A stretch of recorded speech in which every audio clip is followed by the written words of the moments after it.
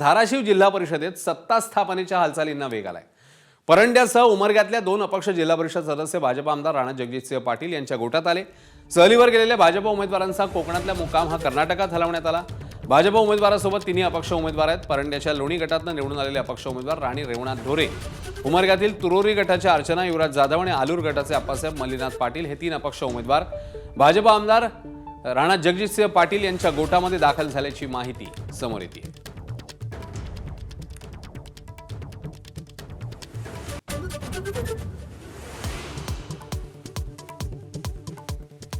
दालनाची डागडुजी झाल्यावर हटवलेला फोटो पुन्हा लावणार। टिपू सुलतानच्या फोटोवरून वादानंतरही उपमहापौरांचा अनाठाई हट्ट, तर टिपूच्या उदात्तीकरणावरून सामनामधून खडे बोल।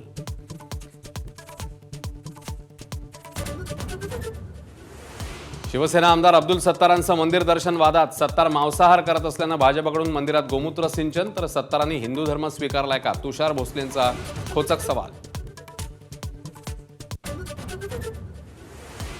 राज्यातील 75 शिक्षण संस्थांना अल्पसंख्याक दर्जा देण्याच्या निर्णयाला मुख्यमंत्र्यांकडून ब्रेक। माझाच्या बातमीचा दणका, दोषींवर कारवाई करा, मुख्यमंत्र्यांचे आदेश।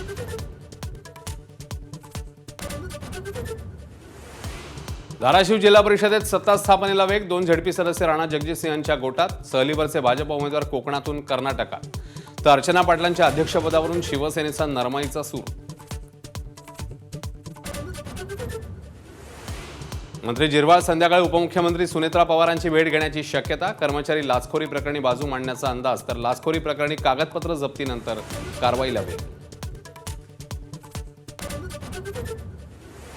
पोलीस भरती प्रक्रियेतील नवतंत्रज्ञान अडचणीचं, सोलापूरमध्ये उमेदवारांची तक्रार।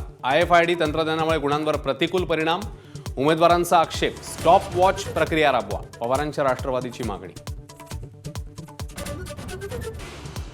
जॅकलिनला आलिशान हेलिकॉप्टर गिफ्ट। अफरातफरी प्रकरणी कोठडीतल्या सुकेश चंद्रशेखरचा दावा। तुरुंगातून पत्र लिहित व्हॅलेंटाईन गिफ्टचा उल्लेख।